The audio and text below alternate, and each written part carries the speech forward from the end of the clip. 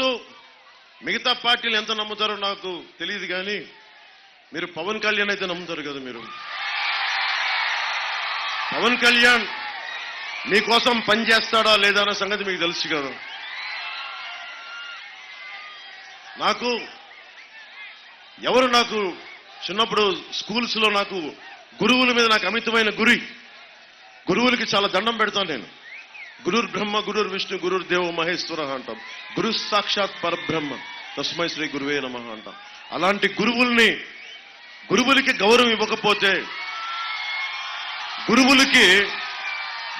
ఇవ్వకపోతే ఏం జరుగుద్ది? గురువులు ఏం చేస్తున్నాడు? వైఎస్ జగన్ ఏం చేస్తున్నాడు? బాత్రూమ్లు కడిగారా లేదా? గురువులకి ఏం చెప్తున్నాడు? బాత్రూమ్లు కడిగారా లేదా? తప్పేం కాదు, బాధ్యత తీసుకోవటం వేరు. కానీ పాఠాలు చెప్పాల్సిన గురువుల్ని కూర్చొని ఒకే స్కూల్ పరిసరాలు బాగున్నాయా లేదా అది కూడా అర్థం చేసుకోవచ్చు. కానీ మద్యం షాపుల్లో క్యూలు సరి చేయమంటే గురువులకి అదే గురువుకి ఇచ్చే స్థానం. కొన్ని డబ్బులు సరిగ్గా ఇచ్చాడా? డబ్బులు సరిగ్గా ఇవ్వలా. పిఆర్సీ విషయంలో కూడా ఈ రోజుకి ప్రభుత్వం మీద ఒత్తిడి తీసుకొస్తుంది ఉపాధ్యాయులే.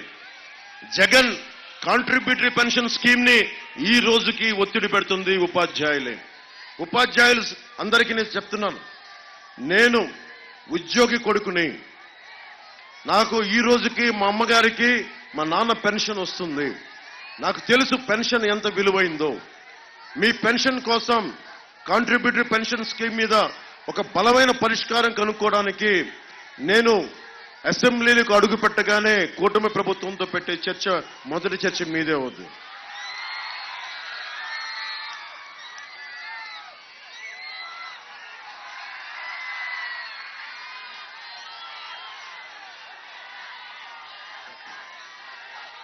అలాగే గణపవరం మండలంలో, ఉంగుటూరు నియోజకవర్గం గణపవరం మండలంలో వైసీపీ నాయకులు జన సైనికుల్ని, టీడీపీ కార్యకర్తల్ని చాలా దౌర్జన్యం చేస్తున్నారంట.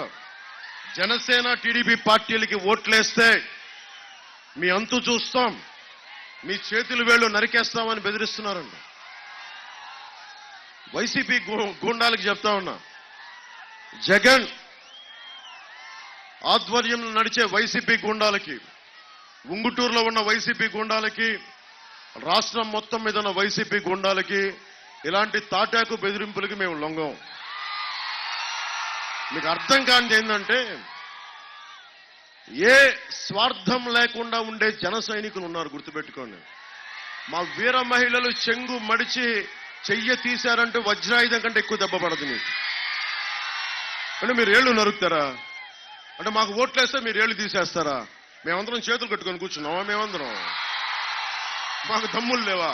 అంటే మీరు కొడతా ఉంటే కొట్టు బాబు అని ఇటు కొట్టిన తర్వాత ఇటు కొట్టి చూపిస్తావా? మేము ఏమనుకుంటున్నారా? మీరందరూ అంత దిగొచ్చామనుకుంటున్నారా? ప్రభుత్వం రాకముందే ఒక్కొక్క వైసీపీ గుండాకి రోడ్ల మీద పరిగెత్తించాం, గుర్తుపెట్టుకోండి. రోడ్ల మీద పరిగెత్తించాం. వైజాగ్ లోను, మనకి ఆంధ్ర బోర్డర్లోనూ, గుర్తుపెట్టుకోండి. నాకు అలాంటి భయాలే ఉండవు, మా జన సైనికులకు అలాంటి భయాలు ఉండవు, వీర మహిళలకు అలాంటి భయాలు ఉండవు. నేనైతే తెగించి కూర్చున్నా. మీరు ఇలాంటి తాటాకి చప్పుళ్ళు మానేయండి. మీకు ప్రజాస్వామ్యానికి గౌరవం ఇవ్వండి. మా ఇష్టం వచ్చిన వాళ్ళకి ఓటేసుకుంటాం, అది మేము కాదంట్లా. కానీ ఇష్టంగా ఓటేస్తే మటుకు, మీరు బెదిరిస్తే మటుకు, ప్రభుత్వం వచ్చాక ఒక్కొక్కరికి నేను వ్యక్తిగతంగా చెప్తున్నా, తాట తీసి ఉంగుటూరు రోడ్ల మీద మోకాళ్ల మీద నడిపిస్తాను, జాగ్రత్త.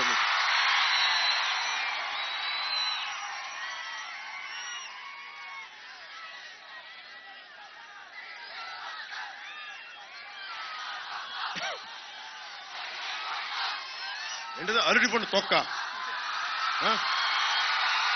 అరటిపండు తొక్క అది. అవును, మనకి వాళ్ళు అరటిపండు తినేసి మన ముఖమే తొక్క తీసిరేసారు. అరటిపండు తొక్క గవర్నమెంట్ కాకుండా తొక్కలో గవర్నమెంట్. ఆ ఫ్యాన్కి సౌండ్ ఎక్కువ, గాలి తక్కువ సౌండ్ ఆ ఫ్యాన్కి.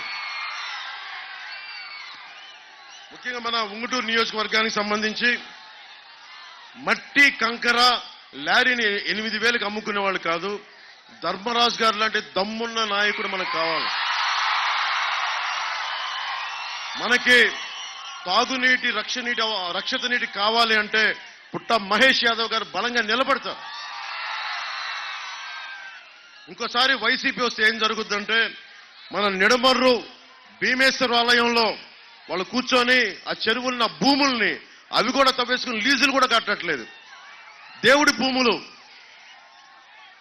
మనకి చాణక్యుడు ఒకటే చెప్తాడు, నువ్వు ఏ డబ్బన్నా తీసుకో కానీ దేవుడు మాన్యాల మీద టచ్ చేసేవా తరాలు ఎగిరిపోతాయి. మీకు గుర్తుపెట్టుకోండి.